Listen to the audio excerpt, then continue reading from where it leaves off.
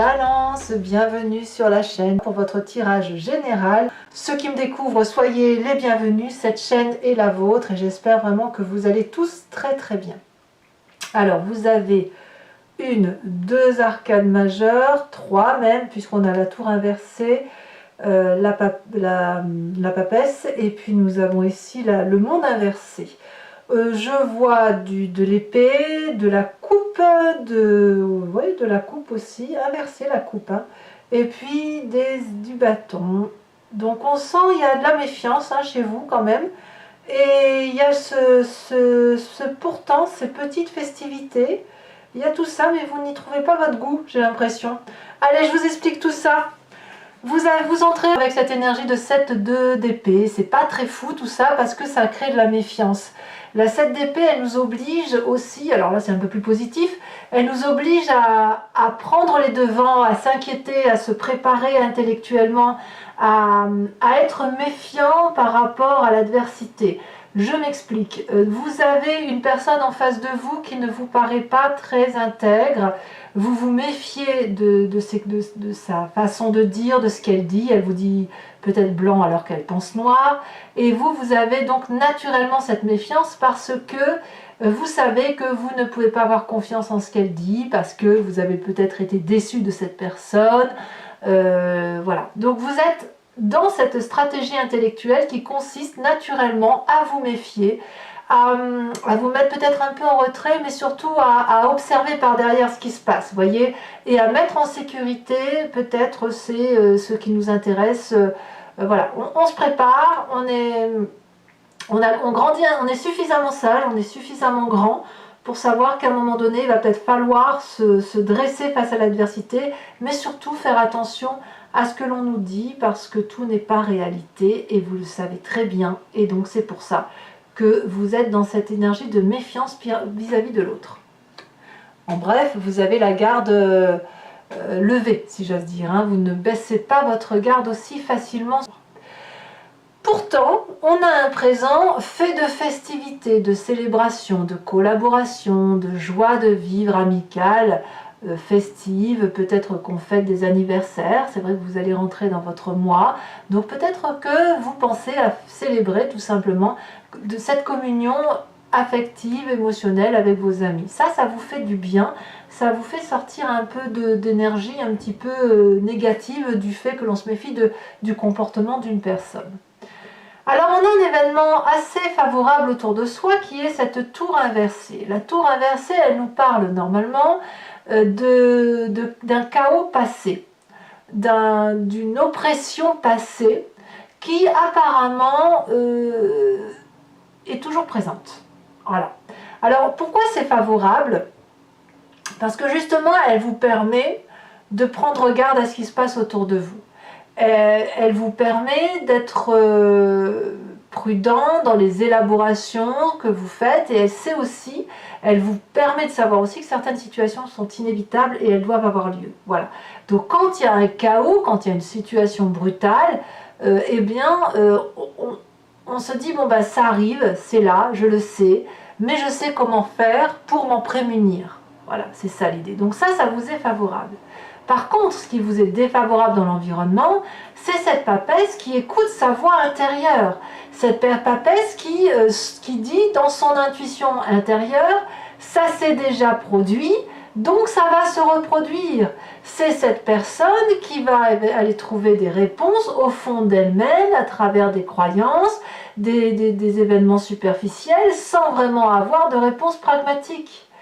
C'est ça le problème. C'est-à-dire que, d'ailleurs on le voit dans votre passé, c'est que vous savez que certaines situations sont ainsi faites, c'est ce fameux karma, que on ne peut rien y faire, que ça ne nous empêche pas de vivre. Par contre, intuitivement, instinctivement, ça génère en nous une forme de sacrifice, d'autodéfense, de sacrifice et d'autodéfense, à vouloir se dire, bon bah ma petite voix intérieure me dit de me méfier, donc je me méfie. Alors est-ce que c'est bien? Je ne suis pas là pour juger, juste ce que je sais, c'est que ça crée une impossibilité chez vous de vous laisser aller, de vous laisser porter. Pourquoi? Parce que votre passé, je vous le disais, a déjà vécu des comportements incompris, des difficultés à prendre des décisions, à vous positionner. C'est ça l'idée. C'est que dans votre passé, vous avez eu du mal à vous positionner entre deux idées. On a ces deux épées croisées et il avait fallu choisir entre ces deux positions intellectuelles, avec un conflit intérieur terrible. Et qu'est-ce qui s'est passé chez vous? Eh bien, il a fallu effectivement aller chercher sa petite voix intérieure. Alors, il est possible aujourd'hui que vous vous rendiez compte que vous vous êtes trompé. Peut-être que vous ne vous êtes pas trompé, mais vous restez avec cette idée que cette personne qui vous a trompé ou cette façon de penser qui vous a trompé est la bonne, quoique vous avez dans votre état d'esprit des doutes. Il y a des doutes en fait. Vous, c'est quand même deux épées. Deux épées, c'est une réflexion poussée qui est faite chez vous, où vous n'avez pas eu de réponse dans votre passé. Il y a de la festivité, il y a de la joie, mais aujourd'hui vous êtes un peu plus armé, vous avez mûri, vous avez grandi. Donc cette vérité qui vient du passé dans votre choix, vous l'assumez, pas de problème, vous assumez ce choix. Par contre, vous avez cette crainte que ça revienne. Mais je ne suis pas sûre que ce qui s'est passé dans le passé, avec la raison qui est la vôtre, soit réellement aussi vrai que ce que vous pensez. Alors effectivement, dans votre corps, comme vous êtes programmé comme ça, vous avez encore cette 7 de bâton. Vous êtes tellement sûr que votre choix était le bon dans ce passé, puisque aujourd'hui tout va bien, que vous avez tendance à protéger votre territoire. Alors, ça peut être aussi lié avec le fait que vous faites votre anniversaire et que vous voulez mettre de côté certaines personnes. Peut-être pour vous protéger.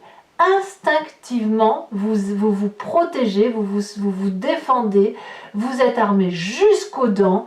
Hein, on a ces 7 bâtons-là et cette 7 d'épée-là qui nous dit que intellectuellement on est prêt, physiquement on est prêt. On est prêt à quoi? À être heureux, mais au prix d'un sacrifice de lâcher prise. Et tout ça parce que l'environnement favorable dit qu'effectivement, il y a une oppression qui vient d'un chaos. Voilà. Et ce chaos, à mon avis, il n'est pas si récent que ça. Alors, vous pourriez avoir un chaos récent, mais ça vous renvoie quand même à un doute du passé. Bon. Qu'est-ce qu'on a comme événement surprenant qui arrive? C'est cette 2 de coupe inversée. Ça peut être une rupture. Voilà, ce serait ce chaos positif. Ça pourrait être aussi une division intellectuelle, une division affective, un break que l'on fait avec un ami ou en couple. Enfin bref, c'est une communication qui ici, affectivement, ne passe pas. Voilà, il y a un désaccord. Ce désaccord peut très bien avoir lieu dans le cadre de votre anniversaire ou dans le cadre d'une festivité qui arrive. Et on peut parler soit de disharmonie, soit de séparation, soit de dissociation, et surtout d'un amour que l'on retourne à soi. Ça veut dire que, bon, ok, il se passe ça, ça me renvoie à mon passé, alors très bien, je vais me méfier. Ça ne veut pas dire que vous allez attaquer. Je ne vous vois pas attaquer. Je vous vois vous préserver, vous auto-préserver, ne pas baisser la garde. C'est surtout ce qui semble être à l'ordre du jour pour vous au mois de septembre. D'ailleurs, dans votre état d'esprit, on a cette sous 6 de coupe inversée qui va nous parler d'une forme d'indépendance que vous avez. Hein. Vous voulez naïvement croire ou penser que vous pouvez vous en sortir tout seul. Alors, vous avez probablement raison, mais ça se fait de façon assez inhabile. Hein. C'est une indépendance que l'on connaît pas trop bien, tout compte fait. Hein. C'est quelque chose que l'on... Comment je vais vous dire ça? Il y a un peu pas de condescendance, quoique. C'est surtout une forme de dilettance. C'est comme si vous étiez une personne, là, un enfant qui lâchait la main de sa mère pour traverser la route, en sachant qu'elle est assez mûre pour le faire, mais elle le fait un petit peu en divagant, si vous voulez. Donc il y a une perte affective, à mon avis, par rapport à ce passé que l'on croyait. C'est-à-dire que ce que vous pensiez vrai de ce passé, où vous avez dû faire la part du pour et du contre, vous vous rendez compte dans votre présent par rapport à cette festivité qu'il y a quelque chose qui n'est pas correct, et naturellement, ça crée un chaos, ça vous renvoie à votre intuition d'avant qui n'est pas bonne, mais par contre, inconsciemment et intellectuellement, il y a une vérité qui s'établit d'autodéfense.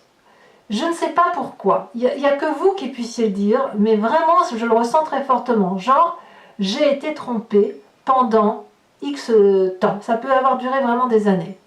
Alors, quel va être le comportement de la famille et des amis à votre égard?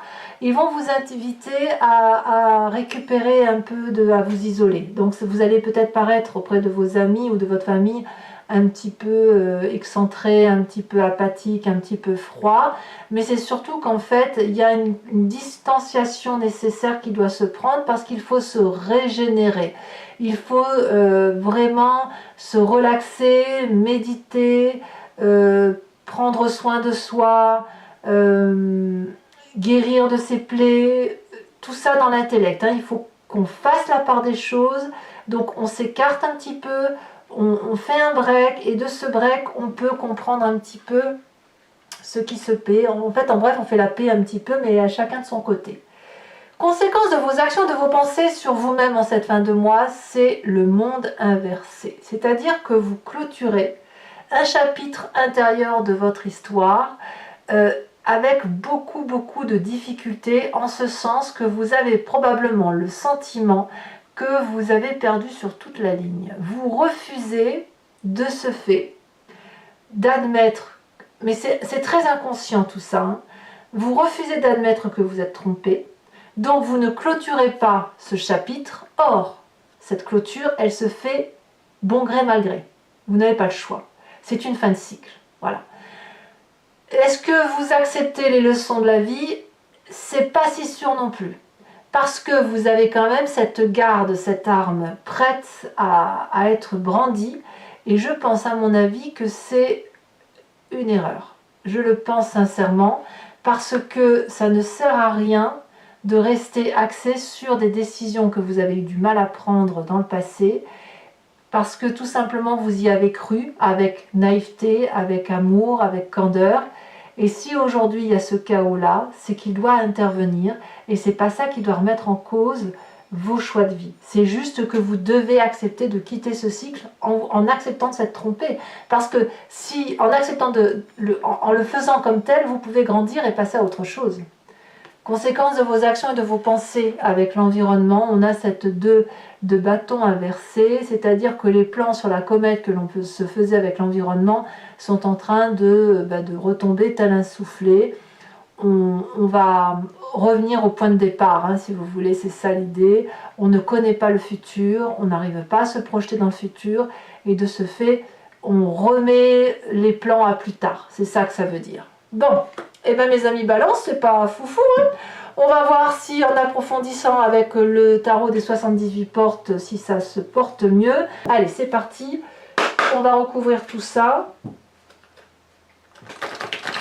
Et on va voir si ça s'articule mieux.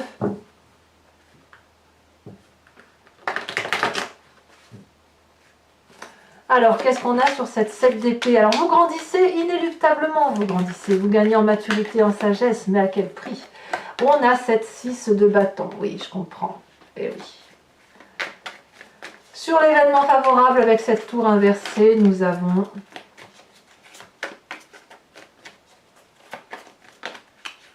beaucoup trop de cartes, déjà. Reine de bâton et celle de denier. Il y a du feu quand même. Il y a l'énergie du feu autour de vous. Bélier, Lion, Sagittaire. Ici on a, d'accord. Allez, événement favorable, ça y est, la mort. La mort est un événement favorable dans votre tirage. Alors, ça peut être l'environnement, quelqu'un que vous perdez, c'est pas plus mal que vous, comme ça peut être une transformation profonde chez vous. Événement défavorable, cette 4 d'épée. Ah, vous voyez la 4 d'épée que l'on retrouve ici. Dans votre présent, les étoiles, ça c'est super, très jolie carte. Nous avons dans l'inconscient le char, la star. Ça va bien avec la 6 de bâton. Sur le passé, nous avons la 3 de coupe. La 3 de coupe que l'on retrouve d'ailleurs dans votre présent. Il y a une vérité qui se fait. Hein. Chez vous, il y a une vérité qui s'établit. Ça va vous exploser au visage en fait. Vraiment, ça va être tellement dur que vous allez l'enfouir au fond de vous parce que vous n'allez pas pouvoir le voir.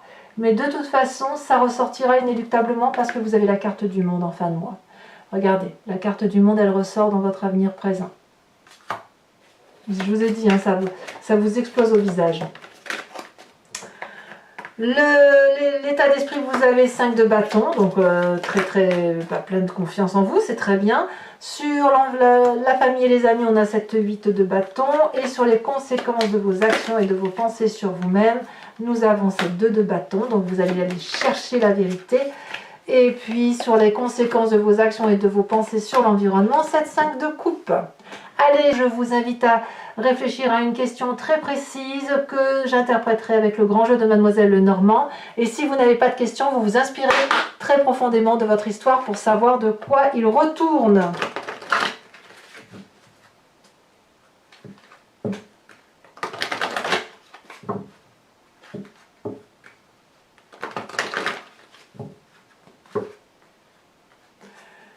Allez.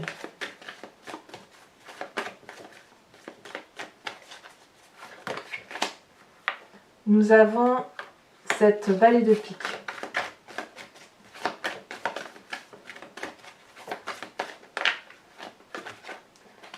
Alors, on commence.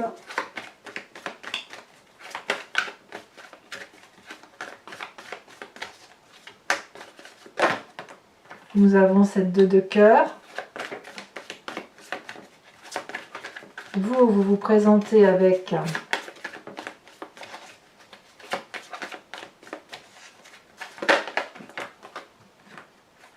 la 8-10 de cœur et les 2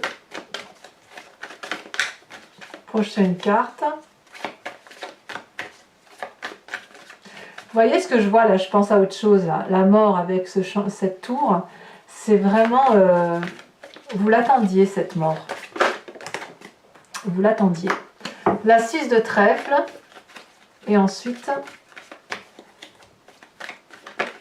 ici elle saute. La 10 de carreau. Allez, je vous tire également les cartes au H qui vont décan par décan, qui va permettre de voir un peu plus avec plus de précision ce qui se passe en vous, éventuellement des conseils. Donc là c'est la carte socle, la base. Alors pour mes premiers décans, oulala ça saute.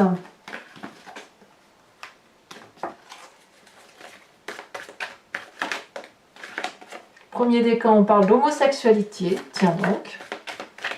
Pour mes deuxièmes décans, on parle de rigidité. Et pour les troisièmes décans, on parle de confusion. Carte support. Voilà. Ce sera donc en direct. Alors, pour mes premiers décans,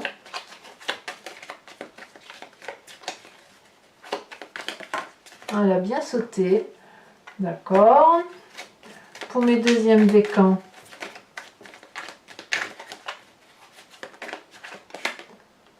et oui, il y a encore la mort qui ressort, et la confusion des genres ici, pour le troisième décan. Mes amis Balance, n'hésitez pas à vous abonner pour le soutien de la chaîne, mais aussi à commenter, à liker, à partager si vous le souhaitez. Je vous souhaite tout de même un excellent mois, je vous dis à très bientôt. Je vous embrasse bien fort, bisous bisous.